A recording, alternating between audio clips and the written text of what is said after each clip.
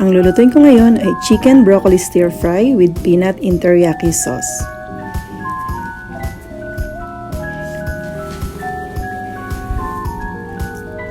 Kailangan ng chicken breast. Cut lang ito into cubes and set aside. Ngayon ay gagawa ako ng marinade.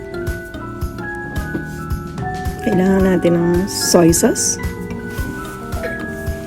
red wine vinegar. So, pwede kayong gumamit ng apple cider, teriyaki sauce, at honey syrup. Halo-haloin lang natin ito mga ka-expert.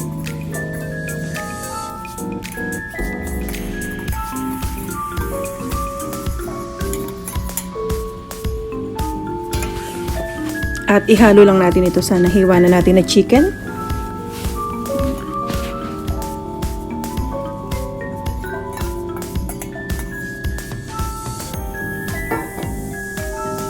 At halo-haloin lang natin uli ito.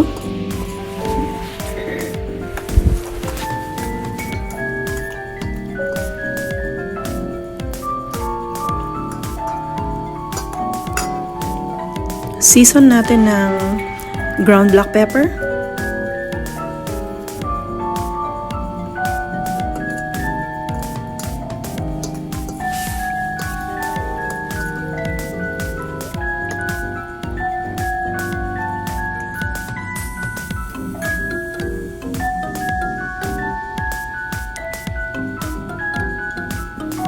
cover lang natin ito and then let it sit in the fridge for about or at least 30 minutes. If you want longer, then pwede.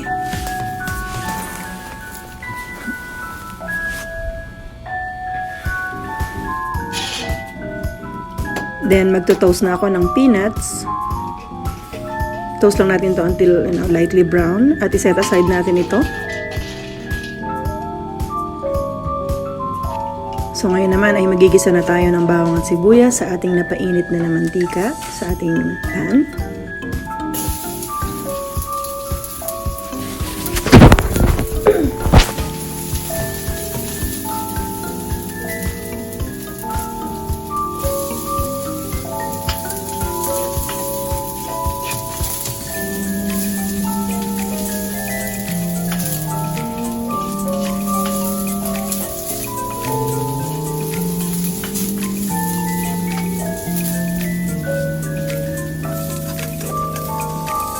Yan, at ilagay na natin yung ating marinated chicken.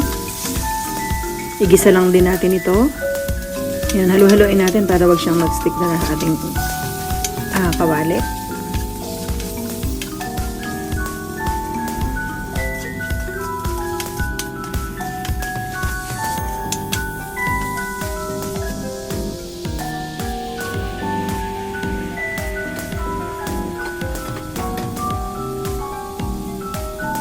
Add ko na yung oyster sauce.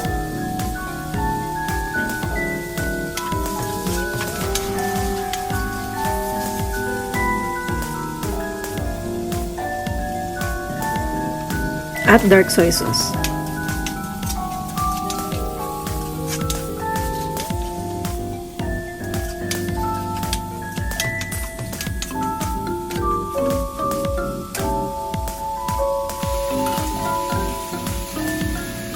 Ayan, syempre si kusina expert, mahilig sa maanghang.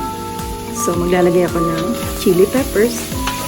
Pero optional lang ito mga ka-expert. Lalo na dun sa mga hindi mahilig sa maanghang. Ayan, mag-a-add na ako ng water ngayon.